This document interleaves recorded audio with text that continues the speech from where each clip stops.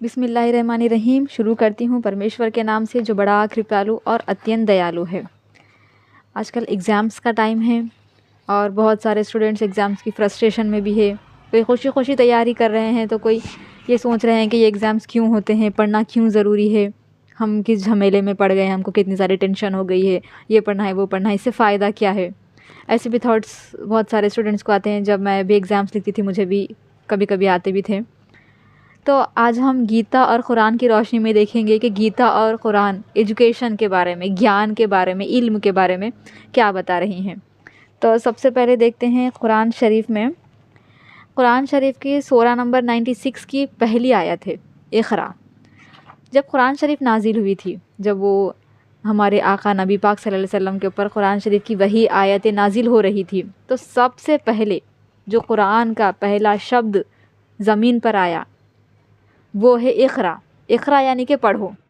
कुरान शरीफ का जो पहला लफ्ज़ है वो नमाज नहीं है, वो रोज़ा नहीं है, वो ज़कात नहीं है, वो मुसलमान नहीं है, वो शब्द है इक़रा। इक़रा का मतलब है, इक़रा का अर्थ है पढ़ो। तो इतनी ज़्यादा इम्पोर्टेंस पढ़ाई को, इल्म को, ज्ञान को दी गई है, नॉलेज को दी गई है कुरान में कि पहला शब्द पढ़ो, यहीं से कुरान शुरू हुई है। तो जो पहली बात बताई गई है, तो सोचो कि कितना ज़्यादा इम्पॉर्टेंट है ज्ञान प्राप्त करना, कितना ज़्यादा इम्पॉर्टेंट है पढ़ाई करना, तालीम हासिल करना, कि सबसे पहले इक़रा ही बताया, इक़रा ही कहा गया। ये तो पहली पॉइंट हो गई कि हमको ये अल्लाह का हुक्म आया है, परमेश्वर की तरफ से हमको ऑर्डर आया है कि हमको पढ़ना है, हमको ज्ञान प्राप्त करना है, हमको इल्म हासिल करना है। कुरान शरीफ का सूरा नंबर 96 आयत नंबर 1 है इक़रा, जो कुरान शरीफ की पहला लफ्ज़ है, पहला शब्द है। फिर कुरान शरीफ का सूरा नंबर 58 आयत नंबर 11 है। इसमें बताया जा रहा है कि और जिनको इल्म अता किया गया है अल्लाह इनको दर्जों में बुलंद करेगा। यानी कि हम सारे लोगों में जिन लोगों को ज्ञान दिया गया है, जो लोग ज्ञानी हैं, जो लोग इल्म वाले हैं, जो लोग नॉलेज वाले हैं, अल्लाह इनके दर्जों को, इनके स्टेटस को, इनके रुतबे को अल्लाह बुलंद करेगा। अल्लाह इनको एक अच्छा विशेष मनुष्य बनाएगा, एक अच्छा इंसान बनाएगा, इनके दर्जे बुलंद करेगा। तो यहाँ पे बताया जा रहा है अगर आपको अपना दर्जा, अपना लेवल, अपना स्टेटस, अपना लेवल अपग्रेड करना है, अगर मैं सादे लफ्ज़ों में बोलूँ तो लेवल अपग्रेड होगा।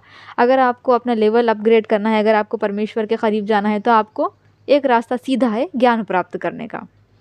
यह दूसरी जगह जहाँ पे ज्ञान को इतनी ज़्यादा इम्पोर्टेंस दी गई है कि आप ज्ञान प्राप्त करके परमेश्वर के करीब जा सकते हो। फिर कुरान शरीफ का सूरा नंबर 20 के आयत नंबर 114 में बताया गया है। सूरा नंबर 20 आयत नंबर 114, ये दुआ करो कि परवरदिगार मेरा इल्म बढ़ा दे। परमेश्वर से हमेशा ये दुआ करनी चाहिए कि ए परमेश्वर तू मेरे ज्ञान को और बढ़ा, मेरे इल्म को और बढ़ा, मेरी नॉलेज को और बढ़ा।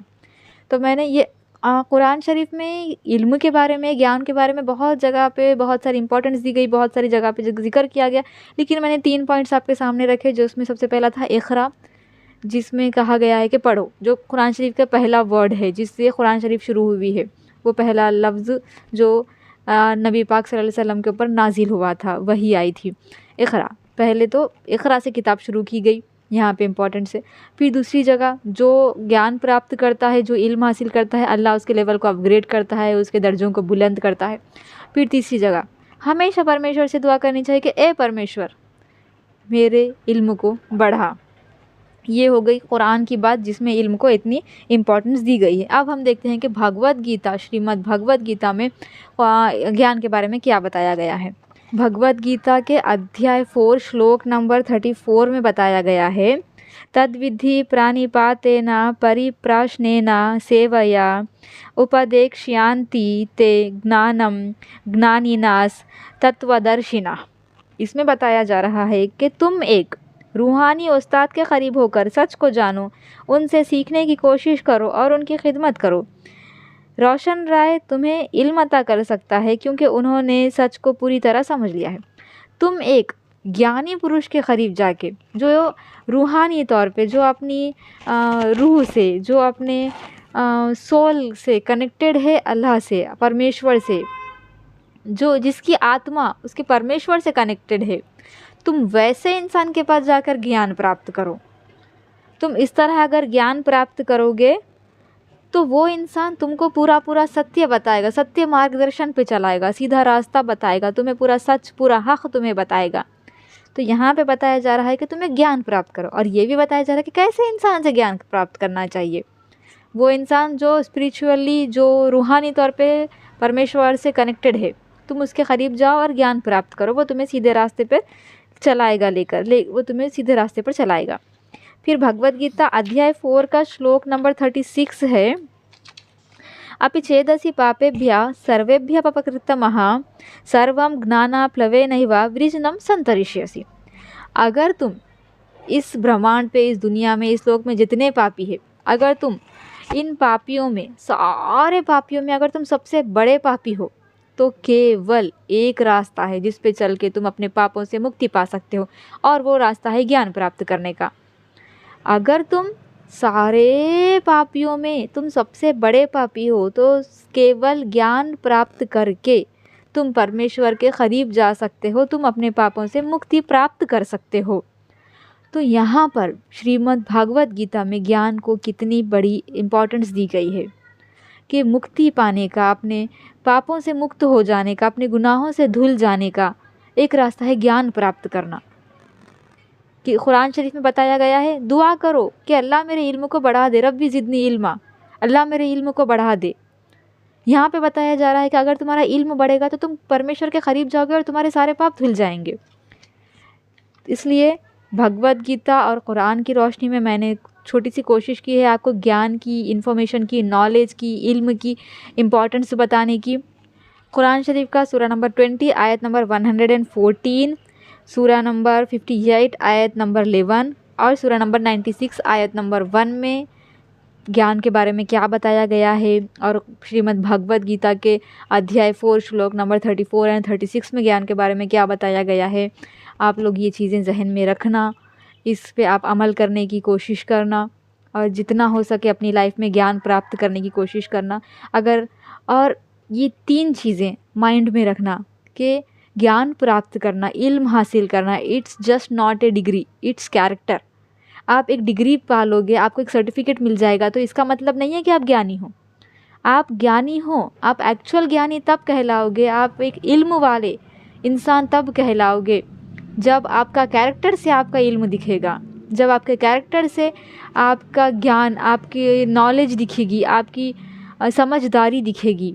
सिर्फ एक पीस ऑफ पेपर को, एक सर्टिफिकेट को अपने ज्ञान का मत बताइए, आइडियल मत बनाइए उसको। ज्ञान यानी कि अपने खुद पे इम्प्लीमेंट कीजिए, जो भी आप ज्ञान प्राप्त कर रहे हैं, जो भी अच्छी बातें हैं उसको अपनी डेली लाइफ में यूज़ कीजिए और अपने कैरेक्टर को बेस्ट बनाइए। गीता बताती है कर्म करो और फल की चिंता ना करो, फल का देने वाला परमेश्वर है। कुरान में बताया गया है तवक्कल यानी कि ट्रस्ट इन गॉड्स प्लान, परमेश्वर के प्लान पे आप ट्रस्ट करना है, आपको काम करना है और फिर जो भी होगा उसका आउटकम उसको परमेश्वर पे छोड़ देना है। तो इन 2 बातों को अपने जहन में रखिए, कर्म करना है, फल की चिंता ना करना है, एग्ज़ाम्स के लिए प्रिपेयर होना है, रिज़ल्ट की चिंता ना करना है, तवक्कल रखना है यानी कि आप गॉड के प्लान पे ट्रस्ट करना है। आपको जितने भी मार्क्स आएंगे, आप पास होंगे, फेल होंगे, टॉप होंगे, आप बॉर्डर पास होंगे, जो भी होंगे आपके लिए बेस्ट होगा। आप तवक्कल रखिए, आप अच्छे से प्रिपेयर हो जाइए एग्ज़ाम्स के लिए। आउटकम गॉड के ऊपर छोड़ दीजिए, जिस तरह गीता और कुरान में बताया गया है। और एक बात हमेशा अपने माइंड में रखिए कि कैरेक्टर को अच्छा करना है, कैरेक्टर को अच्छा करना है। डिग्री यानी एजुकेशन सिर्फ डिग्री, पीस ऑफ पेपर को नहीं कहते हैं, डिग्री को नहीं कहते हैं, कैरेक्टर को कहते हैं। अपना कैरेक्टर को अच्छे करने की कोशिश कीजिए और अपनी लाइफ, सारी ज़िंदगी में, सारे जीवन में ज्ञान प्राप्त करते रहिए, क्योंकि कुरान श्रीमद् भागवत गीता में बताया गया है ये एक ऐसा सीधा और आसान रास्ता है जिस पे चल के तुम परमेश्वर के करीब हो सकते हो, तुम अपने पापों से मुक्त हो सकते हो। तो हमने तो हमारी ज़िंदगी में कई पाप किए हैं, कुछ हम जानते हैं, कुछ हमको याद है, कुछ हम भूल गए हैं, कुछ हम जान कर हमने किए हैं, कुछ अनजाने में हमने कर लिए हैं। तो ये गुनाहों से मुक्त होने का, गुनाहों से छुटकारा पाने का, आज़ाद होने का, गुनाहों की माफ़ी मिलने का एक रास्ता है ज्ञान प्राप्त करना। तो आप ज्ञान प्राप्त कीजिए, इससे आपको इस दुनिया में और उस दुनिया में बहुत सारा फ़ायदा ही फ़ायदा है। सो एग्ज़ाम से, स्कूल से आप परेशान मत होइए, खुशी खुशी एग्ज़ाम्स के लिए प्रिपेयर होइए और अपना बेस्ट दीजिए, कर्म कीजिए, अच्छे अच्छे कर्म कीजिए, फल की चिंता ना कीजिए। And all the best for your exam.